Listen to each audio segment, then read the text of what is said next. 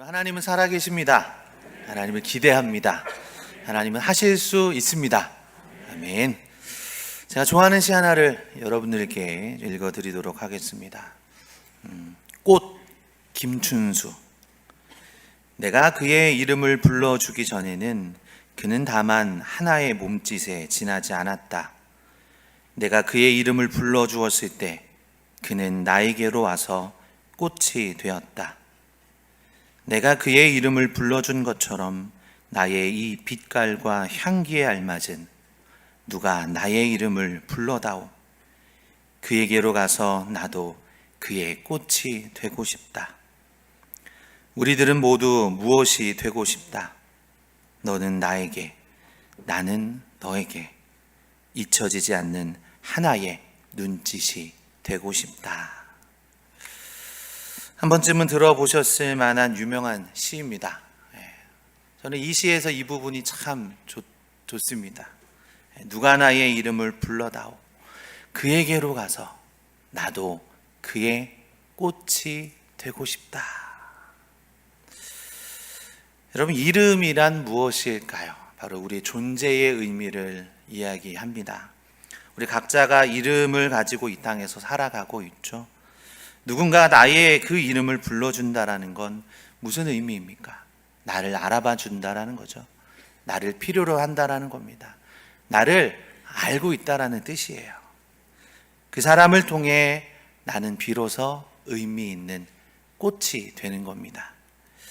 내가 그 사람에게 하나의 몸짓에 불과하지 않는 소중한, 바로 그 소중한 존재가 된다라는 걸 우리가 알게 해줍니다. 우리는 누구나 의미 없는 존재가 되고 싶어 하지 않습니다. 우리 모두는 다 의미 있는 존재로 살아가고 싶어 하죠. 하지만 바쁜 현대사회는 우리가 살아갈 때 우리에게 어떤 삶의 의미가 있는지를 잃어버리게 만듭니다. 아니, 아예 생각조차 못하게 만들어 버리는 거죠. 어느새 우리의 이름을 잃어버리고 마는 겁니다. 어떤 분이 자신의 인생을 회고하면서 글을 썼습니다. 의미 없이 초중고 12년 동안 학교를 다니고 남들 다 가는 대학에 나도 들어갔고 취업을 제때 안 하면 주위에서 눈치를 주니 하고 싶은 일보단 돈을 벌기 위해 취업을 했습니다. 그러다 보니 결혼을 했고 아이도 낳았습니다. 아이의 양육비와 교육비가 감당이 안 돼 함께 일을 시작했습니다. 아이들이 점점 커가면서 무리해서 대출을 받기도 했고 그 대출을 갚기 위해 딴 생각하지 않고 지금까지 열심히 살아왔습니다. 아직 대출을 다 갚지는 못했지만 이제 얼마 후면 아들과 딸이 결혼을 합니다. 아마 저희 부부는 있는 돈, 없는 돈, 지금까지 벌어온 것들을 다 털어 집을 해주고 빚을 내서라도 혼수를 해주겠죠. 그렇게 아이들을 다 분가시키고 나면 어느덧 내 나이는 많고 내 몸은 쇠약해질 겁니다. 하지만 아이들은 자기들이 낳은 손주들을 돌봐달라고 부탁할 겁니다. 거절할 수 없어 자녀들의 자녀들을 돌보며 그럭저럭 살아갑니다. 그렇게 손주들을 다 키우고 나면 이제 끝일까요? 그때가 되면 이제 겨우 내가 하고 싶은 걸 하며 살 수 있을까요? 저는 누군가의 엄마로 불렸고 누군가의 아내로 오랫동안 살아왔습니다. 그러다 보니 세상은 저를 누구의 엄마, 누구의 아내로만 기억하고 불러줍니다. 더 안타까운 건 저도 제가 누군지 그만 잊어버렸다라는 사실입니다. 여러분, 많은 사람들이 참 분주하게 살아가고 있습니다. 열심히 살아가죠. 바쁘게 살아가고 있습니다.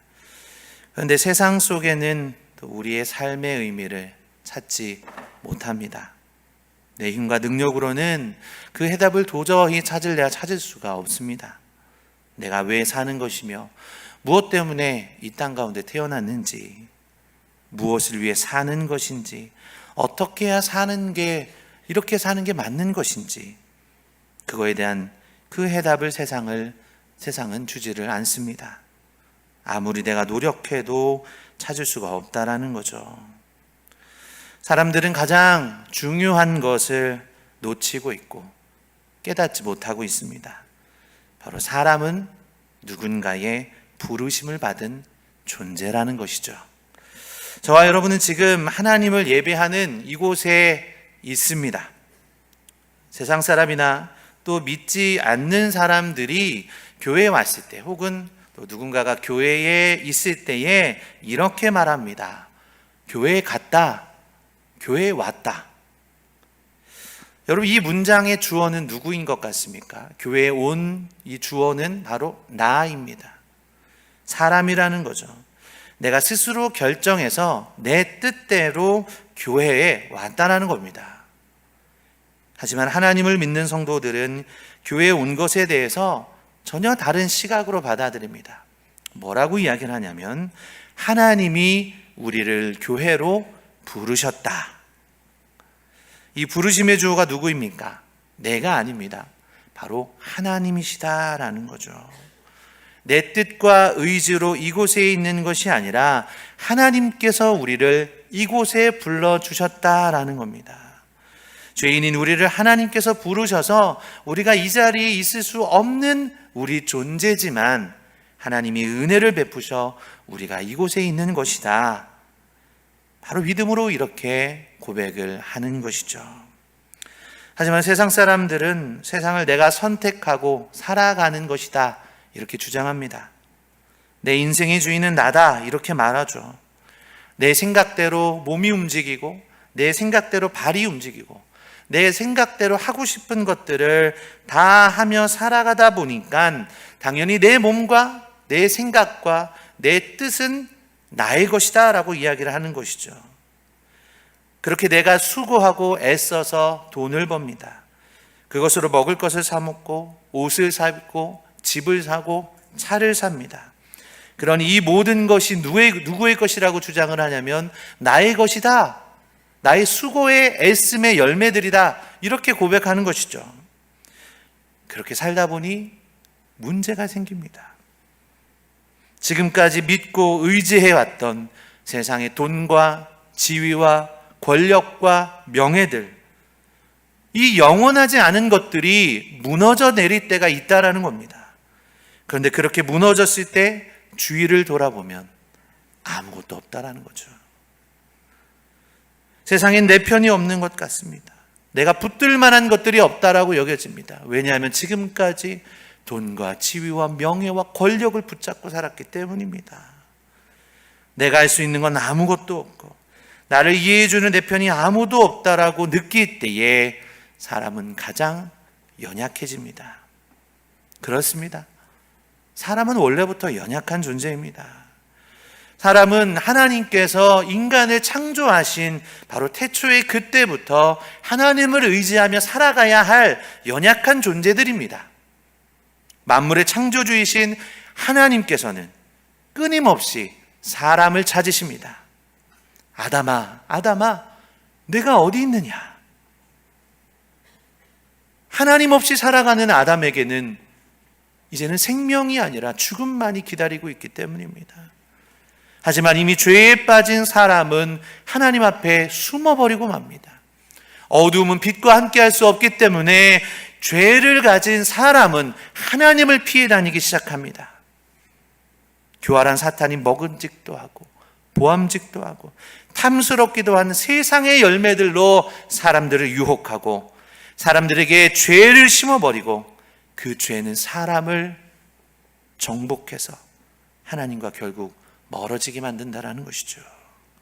이미 세상의 정욕들에 빠져서 진노의 자식으로 죄의 포로된 자로 살아가고 있는 것이 우리 사람의 인생입니다. 그런데 이 죄의 문제를 해결해 주시기 위해 이 땅 가운데 보내주신 분이 있죠. 바로 예수 그리스도이십니다. 인류의 모든 죄를 해결하실 분, 오직 한 분이 계시는데 그분이 누구냐? 바로 우리가 믿는 예수 그리스도이시다라는 거죠. 오직 예수님을 통해서 우리는 구원을 얻을 수 있습니다. 오직 예수 그리스도의 이름 안에 능력이 있습니다. 오직 예수 그리스도의 이름이 우리를 죄에서 깨끗함을 입게 도와주십니다. 바로 예수님을 통해 하나님의 선한 사역을 이루어 가시는 것이죠. 그런데 그보다 앞서서 하나님께서는 이스라엘 백성들이 애굽에서 430여 년간 종살이를 하고 있을 때에 이제 애굽 가운데 그들을 구원하실 계획을 실행하십니다. 이 계획 가운데에 아주 핵심 인물을 하나 세워야 했는데 바로 그 사람이 누구인가? 오늘 말씀에 나오는 모세입니다. 하나님께서는 모세를 부르셔서 이스라엘 백성들을 애굽에서 구원해내기로 결단하십니다. 오늘 본문은 미디안 땅에서 40년 동안 양치기로 연단의 세월을 보내고 있던 그 모세를 이스라엘의 구원자로 부르시는 하나님의 사역이 드러납니다. 이스라엘의 위대한 지도자 모세의 출발, 그 출발은 심히 미약하고도 미약했습니다. 40년간 애굽의 왕자로 있었지만 그는 히브리 동족을 지키기 위한 명목으로 애굽인을 살해하고 맙니다. 그로 인해 도망자 신세가 되었죠. 미디안 광야에서 장인 이드로의 양떼를 치는데 무려 40년 동안이나 그 일을 하고 있었다라는 거죠. 여러분, 그러면 이때의 상황은 어떤 상황이었을까요? 먼저 우리가 읽지는 않았지만 출애굽기 2장 후반부를 보면 애굽 왕은 죽었고 이스라엘 백성들은 더욱 고된 노동으로 인하여 하나님께 부르짖었다, 이렇게 기록합니다. 하나님께서는 그 부르짖는 소리를 들으시고 아브라함과 이삭과 야곱에게 세운 그의 언약을 기억하사 이스라엘 자손들을 돌보시고 하나님께서는 그들을 기억하셨다라는 거죠.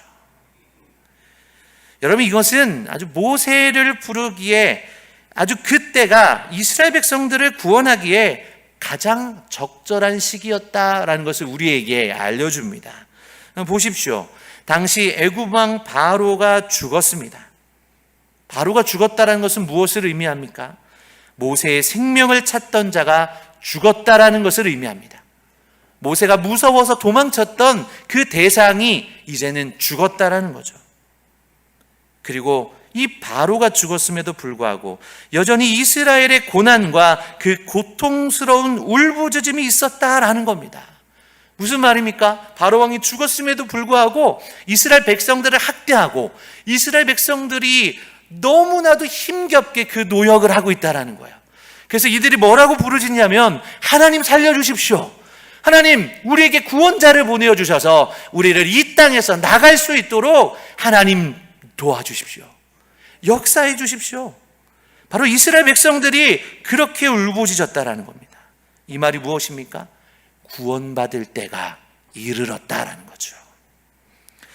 그러면 바로 그때 모세는 어떠한 상황이었을까요? 40년간의 긴 광야 생활을 통해 그는 아주 철저하게, 처절하게 낮아진 모습으로 준비되어 있었다라는 겁니다.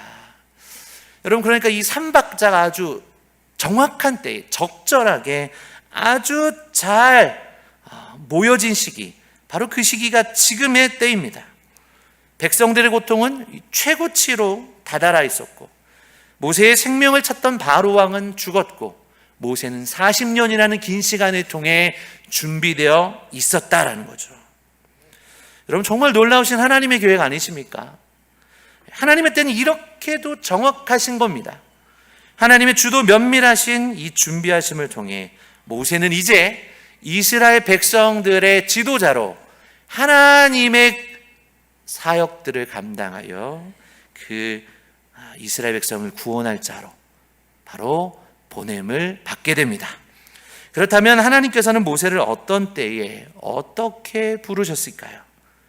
그 부르심 앞에서 모세의 모습은 어떠했는지, 그리고 그 부르심 앞에서 우리는 어떻게 살아가야 할지 우리가 이 시간을 통해서 함께 깨닫고 또 그 부르심 앞에 우리가 나아가는 은혜의 시간들이 되어지기를 바랍니다. 첫 번째로 하나님은 모세를 광야에서 부르셨습니다. 하나님께서 모세가 이 왕궁에서 왕자로 있을 때, 이집트의 왕자로 있을 때에 모세를 부르신 것이 아닙니다. 오히려 모세가 살인자가 되어 미디안 광야에 도피하여 양을 치던 목자로 있을 때에 그를 부르셨다라는 거죠. 모세가 과거에 화려했던 자신의 신분, 모세가 누렸던 자신의 수많은 명예, 그러한 것들은 이제 간 곳 없고 광야에서 은둔자로 살아가며 낮고 천한 목자의 삶, 양떼를 치고 있는 바로 그때에 하나님은 모세를 불러주십니다. 오늘 본문 1절의 말씀을 보면 모세가 부르심 받은 곳이 어디인지를 나옵니다. 바로 하나님의 산 호렙입니다. 호렙의 뜻은 사막, 황폐함이라는 뜻을 가지고 있습니다. 그렇게 모세가 광야에서 겪은 40년의 기간, 그 기간은 철저히 자아가 부서지고 죽어지는 기간이었습니다. 마치 사막과도 같이 황폐한 그 자체였다라는 거죠. 애굽의 왕자가 더 이상 아니었습니다. 이제는 지극히 낮고 천한 목자로 양떼를 치며 사는 삶을 살아야만 합니다. 그리고 하나님이 부르시는 이때에도 그는 여전히 평소와 같이 양떼를 치고 있었는데, 그가 40년간 양을 쳤지만 이 모세에겐 아무것도 가진 게 없었다라는 거예요. 성경을 보니까 이 양떼를 치고 있었던 것은 자신의 양이 아니었습니다. 누구의 양이었냐면 바로 장인 이드로의 양이었다. 여러분, 40년간 열심히 일을 했다라고 하면 어떻습니까? 자신의 몫이 하나도 없었겠습니까? 자신의 양이 없다라는 게 이 말이 되는 일입니까? 하지만 모세는 지금 자신의 양이 없이 여전히 장인 이드로의 양을 치고 있는 그런 모습이라는 거죠. 아마도 모세는 광야에서 지난 삶의 무의미함을 느끼며 40년 동안 처절하게 살아왔던 것 같습니다. 열정이 식어버리고 미래도 불확실하고 이제는 나에게 소망이 없는 것 같고 더 이상 나아질 것 같지 않은 이 인생을 포기한 것과도 같은 삶을 광야에서 살았던 거죠. 그렇게 광야 가운데 광야와 같은 메마른 삶을 하루하루 살아갔을 겁니다.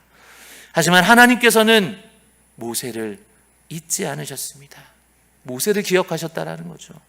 광야에서 철저하게 자신을 죽이고 철저하게 자신을 비워내게 하시고 지금까지 자신의 능력으로 살아가려고 했던 이 모세의 옛 자아와 이전의 모습을 완전히 꺾어버리시기 위해 하나님께서는 광야 가운데 40년이라는 기간을 모세를 홀로 두신 것입니다. 마찬가지로 하나님은 우리를 광야에서 부르십니다. 사람의 생각으로 광야는 어떤 곳입니까? 실패입니다. 더 이상 내려갈 데가 없는 가장 밑바닥의 인생, 가장 하찮은 삶이 광야입니다. 그런 광야에 있는데 누군가가 자기의 이름을 기억해주고 누군가가 자신의 이름을 불러준다는 것, 여러분 상상할 수도 없는 일입니다. 하지만 하나님은 모세를 잊지 않고 기억하여 주시고 불러주셨습니다. 바로 광야 한가운데에 떨기나무 불꽃 가운데서 그의 이름을 불러주셨다라는 거죠. 그렇게 우리 하나님께서는 내가 가장 약할 때, 내가 가장 연약할 때, 내 능력으로는 아무것도 할 수 없음을 내가 처절하게 느낄 때야 비로소 나를 부르시는 분이십니다. 찰스 스탠리 목사는 이렇게 말합니다. 우리는 산꼭대기에서 하는 경험보다 광야에서 하는 경험을 통해 더 많은 것을 배운다. 위대한 복음 전도자 사도 바울도 이제 다메섹에서 눈이 멀고 이제 예수 그리스도를 만난 이후에 그가 이제 예수님을 위해서 살아가고자 다짐하고 이제 모든 선교 사역을 하기 시작하는데, 이 모든 선교 사역을 본격적으로 감당하기 전에 3년이라는 시간을 아라비아 광야에서 시간을 보냅니다. 또 이스라엘의 가장 사랑받는 왕 다윗, 하나님께서 내 마음에 가장 합한 자라고 칭찬을 하시던 그 다윗 왕도 왕으로 기름 부음을 받은 이후에 사울 왕과 군사들에게 쫓기면서 목숨을 위협받는 상황을 10년 동안 바로 보냈다라는 거죠. 그 긴 시간이 죽음과도 같은 시간이었지만 오히려 그 시간들에 하나님을 인격적으로 만나는 시간이었습니다. 그 시간들을 통해 구체적인 하나님의 인도하심을 경험하고 더욱더 하나님과 친밀한 관계를 맺는 시간들이었다는 거죠. 그래서 다윗은 그 주옥 같은 시편들이 바로 그 광야의 시간대에 나오지 않았나, 그런 생각도 해봅니다. 그렇습니다. 여러분, 광야는 하나님의 부르심을 듣고 하나님께 다시 나아갈 수 있는 바로 기회의 땅입니다. 그러므로 지금 광야와 같이 여러분의 삶 가운데 아무것도 보이지 않고 그저 메마른 것 같이 느껴지고 아무것도 나와 함께하지 않는다고 여러분 낙심하지 마십시오. 오히려 지금은 우리가 하나님께 쓰임받는 그릇이 되기 위해 내가 죽어지는 광야에서의 그 시간이 필요한 때입니다. 나의 자존심과 나의 이기심과 나의 야망과 나의 계획들은 산산이 다 부서지고 조각날 때 하나님만 철저히 의지하고 하나님만 바라보는 이 광야의 훈련을 통해 우리는 하나님께서 부르시는, 하나님께서 사용하시는 그 능력의 사람으로 쓰임받을 수 있다라는 것이죠. 내가 할 수 있는 것이 아무것도 없다, 이렇게 고백할 때 하나님은 일하기 시작하십니다. 시편 기자의 고백처럼 내가 산을 향하여 눈을 들리요 나의 도움이 어디서 올까? 나의 도움은 천지를 지으신 여호와께로소이다. 이 고백이 저와 여러분들의 고백이 되어지기를 축복합니다. 두 번째로, 하나님께서는 모세를 거룩한 곳으로 부르셨다라는 거죠. 오늘 본문 4절 말씀을 보시면 하나님이 떨기나무 가운데서 모세를 불러 이르시되 모세야 모세야. 하나님께서 모세의 이름을 2번씩이나 부르십니다. 하나님께서 이 이름을 2번씩이나 불렀다라는 것은 잘못 들었다라고 결코 변명할 수 없는 부르심입니다. 너무도 확실하게 모세야, 그래 모세야, 너 맞아 모세야, 이렇게 부르시는 하나님의 음성인 거죠. 그렇게 하나님께서는 모세를 2번이나 부르시면서 뭐라고 말씀하시냐면 5절 말씀에 이리로 가까이 오지 말라. 내가 선 곳은 거룩한 땅이니 내 발에서 신을 벗어라. 하나님은 모세가 서 있는 곳을 거룩한 땅, 그렇게 말씀하십니다. 사실 그 땅 자체가 거룩한 것은 아닙니다. 모세가 그곳에 있기 때문에 그곳이 거룩한 땅이 된 것도 아닙니다. 바로 하나님이 그곳에 임하셨기 때문에, 하나님이 계시기 때문에 그곳이 거룩한 곳이 되어진 줄 믿습니다. 호렙산이 거룩한 하나님의 산이라고 불리는 이유도 뭐겠습니까? 그냥 바위산, 그저 메마른 그곳이 왜 하나님의 산이라고 불렸겠습니까? 바로 호렙산에는 하나님의 임재가 있었기 때문입니다. 하나님의 산 호렙은 바로 여호와를 경험하고 하나님의 임재를 누릴 수 있는 바로 그곳이기 때문에 그곳이 거룩하다 이야기할 수 있는 곳이 된 겁니다.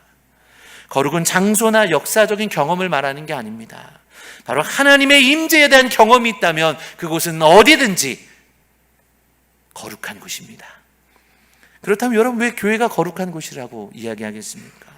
교회가 거룩한 이유는 하나님께서 교회에 계시기 때문입니다. 하나님께서 교회에 임재하시고 예수 그리스도가 우리 교회의 머리가 되어주시기 때문에 우리 교회는 거룩하다 이야기할 수 있습니다. 그런데 만약 이 교회 가운데 예수 그리스도가 없고 하나님이 없다면 여러분, 이 교회는 거룩한 곳입니까? 그렇지 않습니다.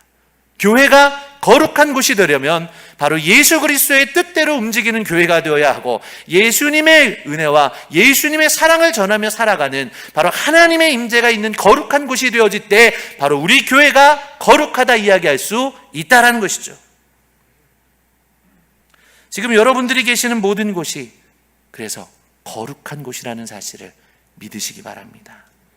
하나님은 저와 여러분들을 각자의 거룩한 곳으로 초대하십니다. 그러므로 우리의 가정, 우리가 다니는 직장, 사업체, 또 학교, 이웃들과 함께하는, 그리고 내가 걸어가고 있는 그 모든 곳이 바로 거룩한 곳이다, 이렇게 말씀을 하시는 겁니다. 그렇다면 그 거룩한 곳으로 부르심을 우리가 받았는데 어떻게 살아가야 될까요? 거룩으로 부르시는 하나님께서 이제 모세에게 말씀하십니다.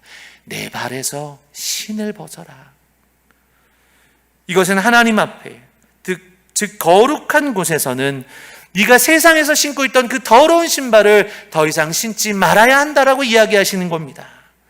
신을 벗으라고 하는 말씀, 그것은 네가 세상에서 가졌던 세상의 권리, 네 자신의 주장, 네 세상의 모든 때를 다 내려놓아야만 그 거룩한 곳에 네가 들어올 수 있다라고 하나님은 말씀해 주시는 거죠. 여러분, 거룩하면 거룩할수록 우리는 말씀 앞에 잠잠할 수밖에 없습니다. 하나님, 그래도 제가 이랬는데요 라고 변명할 여지가 아무것도 없어집니다. 우리가 그토록 살아왔던 우리의 생각, 세상 속에서 내가 모든 경험, 나의 주장, 그 모든 것보다 하나님의 말씀을 더 중요하게 생각한다는 거죠. 그럴 때 지금까지 자신의 가치와 생각과 내가 살아왔던 그 모든 삶이 떠오르게 되는데, 그럴 때 우리는 알게 됩니다. 야, 난 지금까지 정말 하나님 없이 살았구나. 나는 정말 죄인이었구나. 내 삶이 얼마나 하나님 보기에 부끄러운 삶인지 깨닫게 된다는 거죠. 그래서 사도 바울은 이렇게 고백했습니다. 내 이전의 삶을 배설물과 같이 여기노라. 우리의 권리와 주장과 세상에 사랑했던 모든 것을 내려놓으면 하나님은 그곳 가운데 임재하십니다. 성령께서 충만하게 우리의 삶에 역사하신다라는 거죠. 하나님의 방법으로 하나님의 때에 반드시 우리 가운데 일하시고 회복시켜 주시는 하나님의 은혜를 누리게 될 줄로 믿습니다. 교도소 선교회 설립자 척 콜스는 이런 말을 했습니다. 교회의 과업은 사람들을 행복하게 하는 것이 아닙니다. 교회는 사람들을 거룩하게 하는 곳입니다. 하나님은 오늘 우리를 거룩으로 초대하십니다. 이 거룩한 초대, 이 거룩한 부르심은 하나님의 자녀로 우리가 받는 모든 땅을 거룩하게 해라 라고 하는 하나님의 명령입니다. 하나님이 거룩하듯이 우리도 거룩해야만 합니다. 하나님이 거하시는 모든 곳이 거룩하듯이 우리의 모든 삶이 거룩한 곳임을 잊지 않고 세상과 나를 비워두고 그곳 가운데 성령의 역사를 채우는 복된 삶을 살아가시기를 바랍니다. 마지막으로 하나님께서는 모세를 사명으로 부르셨습니다. 7절과 8절의 말씀을 보면 하나님께서는 모세에게 구원에 대한 계획을 알려주십니다. 하나님께서 모세를 부르신 목적, 그것은 너무나도 분명하고 확실했습니다. 바로 이스라엘을 구원시키는 바로 그 구원 사역에 모세를 사용하시겠다라는 거죠. 이스라엘을 애굽 땅에선 반드시 이끌어내 젖과 꿀이 흐르는 가나안 땅으로 이끌어주겠다. 하나님께서 약속하신 그 말씀을 이루시는데 이제 이 모세를 통해 내가 그 일을 하시겠다 이렇게 말씀하시는 겁니다. 그리고 9절과 10절을 보면 하나님께서 이렇게 말씀을 하시죠. 이제 가라. 이스라엘 자손의 부르짖음이 내게 달하고 애굽 사람이 그들을 괴롭히는 학대도 내가 보았으니 이제 내가 너를 바로에게 보내어 너에게 내 백성 이스라엘 자손을 애굽에서 인도하여 내게 하겠다. 무슨 말이십니까? 내가 이 구원 사역을 이루는데 너를 통해 하시겠다. 모세에게 하나님의 계획을 분명하게 알려주시면서 모세에게 사명을 부어주시는 겁니다. 여러분, 오늘 이 말씀이 저와 여러분들에게 들려지는 동일한 말씀입니다. 뭐냐면 우리를 사명으로 부르시는 그 하나님의 부르심을 우리가 들어야 한다는 겁니다. 우리는 사명을 받은 자들입니다. 한국교회의 위기 가운데, 나라와 민족의 어려움 가운데 하나님께서는 한 사람의 예배자를 찾으시고 한 사람의 눈물을 흘리며 기도하는 그 기도자를 찾으신다라는 거죠. 그런데 그 한 사람이 누구냐? 바로 내가 되기를 원한다. 그 일에 너를 쓰기를 원한다. 하나님은 그렇게 이야기를 하시는 거예요. 그래서 하나님은 우리를 통해 예배가 회복되고 우리를 통해 가정이 회복되어지고 우리를 통해 관계가 회복되어지고 우리를 통해 세상에 무너졌던 부분들이 회복되고 수축되어져서 세상이 예수 그리스도의 빛을 보기를 원하신다라는 겁니다. 그래서 우리를 부르신 겁니다. 그래서 하나님의 사명은 지금까지 내 마음대로, 내 계획대로, 내가 하고 싶은 대로 살아왔던 그 모든 사람들을 하나님의 계획 안으로 부르시는 일입니다. 이 사명의 부르심에 응답하며 살아가는 자들을 통해 하나님은 놀라운 일들을 행하시죠. 그런데 여러분, 우리는 어떻습니까? 하나님의 놀라운 계획 들으면 가슴이 웅장해지고 너무 좋죠. 그런데 하나님이 우리에게 그 일들을 하라고 하면 우리는 어떡합니까? 하나님, 저는 연약해요. 하나님, 저는 할 수 없어요. 하나님, 지금은 아닌 것 같아요. 제가 그 일을 감당하기에 너무 부족하다라는 걸 아시잖아요. 하나님, 저 말고 다른 사람 많잖아요. 하나님, 저렇게 똑똑한 사람도 있고 저렇게 믿음 좋은 사람도 있는데 왜 하필 저예요? 이렇게 하나님께 되묻기도 한다는 거죠. 근데 여러분, 오늘 말씀에 보면 모세도 그렇다라는 거예요. 11절 말씀 보십시오. 모세도 내가 누구이기에 바로에게 가며 이스라엘 자손을 애굽에서 인도하여 내리까? 내가 누구이기에? 나는 아무 능력이 없다라는 겁니다. 나 같은 사람이 40년간 광야에서 양떼를 치던 놈이, 낮고 천한 내가 어떻게 그런 위대한 사역을 할 수 있습니까? 모세는 그 사명으로의 부르심이 너무나도 부담이 됐던 거예요. 연약한 내가 도저히 할 수 없는 일이라고 생각했습니다. 하지만 하나님께서는 이렇게 말씀하십니다. 내가 반드시 너와 함께 있으리라. 내가 그 백성을 애굽에서 인도하여 낸 후에 너희가 이 산에서 하나님을 섬기리니 이것이 내가 너를 보낸 증거니라. 무슨 말입니까? 나약하고 연약하고 40년 동안 이 목자로 살아갈 수밖에 없었던 그 모세도 하나님께서 들어 써주시는데, 니들이 연약하냐? 니들이 할 수 없냐? 맞다. 하지만 나를 의지하면 그 일들이 가능할 것이다. 네가 분명히 그곳 애굽 땅에 들어가 이스라엘 백성들을 이끌고 이곳 가운데 오게 될 터인데, 그때 너는 생각할 것이다. 아, 하나님께 이 부르심을 받았지. 그래, 나는 할 수 없었는데 하나님이 이루셨구나. 바로 그 일들을 우리 모두가 보게 된다라는 것이죠. 여러분, 이 약속을 믿으며 사명자로 살아가시길 바랍니다. 내가 하는 게 아닙니다. 하나님이 하시는 거죠. 그런데 이 약속을 믿으며 사명자로 살아갈 때에도 우리는 너무 연약해서 때때로 넘어질 때도 많이 있습니다. 세상이 우리를 가만두지 않기 때문에 우리의 마음이 너무나도 낙심해서 쓰러질 때도 있고 포기하고 싶을 때도 여전히 많을 겁니다. 하지만 그럴 때 하나님께서 뭐라고 이야기하시냐면, 내가 너와 함께 하겠다. 내가 너를 일으켜주겠다. 내가 너를 통해 반드시 내 일을 이루시겠다. 약속과 사명을 향해 계속해서 나아가게 하여 주시는 하나님의 은혜를 경험하게 된다는 거죠. 돌아가신 오카는 목사님이 쓰신 책 소명자는 낙심하지 않는다에 이런 문장이 있습니다. 사명을 기억할 때 다시금 일어설 수 있습니다. 하나님의 사명을 가지고 그 부르심 앞에 충성하며 살아가는 저와 여러분들이 되기를 바랍니다. 사명자는 결코 죽지 않습니다. 사명자는 다만 그 마칠 할 일을 다 마치고 사라질 뿐입니다. 도우시고 이끄시는 하나님의 은혜가 반드시 여러분들과 함께 하실 겁니다. 우리는 지금 분명하신 하나님의 부르심 앞에 우리 모두가 살아가고 있습니다.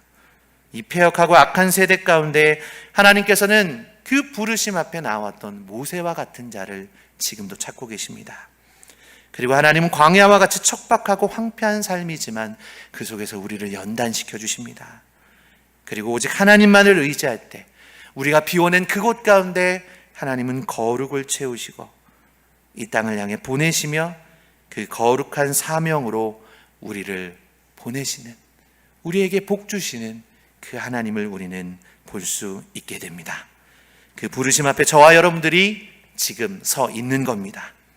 두렵고 걱정되고 때로는 도망치고 싶고 때로는 주저앉고 싶을 때도 있겠지만 하나님의 부르심 앞에 아멘 하며 순종하며 달려가는 저와 여러분들의 삶이 되어지기를 바랍니다. 오직 충성의 열매를 통해 하나님의 일하심에 우리가 함께 동역하는 놀라운 은혜가 저와 여러분들의 삶에 충만하기를 주님의 이름으로 축복드립니다. 기도하겠습니다. 선하신 하나님의 일하심을 믿습니다. 주님, 우리를 부르심은 그 거룩한 사명으로 우리를 초대하시며 하나님 나라의 백성으로 마땅히 해야 할 사명 가운데 우리를 부르셨음을 믿습니다. 우리를 광야에서 부르시고 거룩으로 부르시고 사명으로 부르시는 하나님의 부르심 앞에서 순종과 충성으로 나아가는 우리 모두가 되게 하여 주옵소서. 하나님의 신실하심을 믿고 따라가는 우리 모두에게 주의 은혜가 가득하게 하시고 십자가의 길, 순종의 길을 걸어가므로 이 땅 가운데 예수 그리스도의 사랑과 복음을 온전히 증거하며 살아가는 주의 성도들로 세워주시옵소서. 이 시간 말씀을 들었는데 이 말씀들이 우리의 삶에 잘 심겨지게 하시고 예배당 문을 나가서도 능력의 말씀 의지하여 세상 가운데 복음의 열매, 성령의 열매를 맺어 주님 기쁘시게 해드릴 수 있도록 함께해 주시옵소서. 예수님의 이름으로 간절히 기도하옵나이다.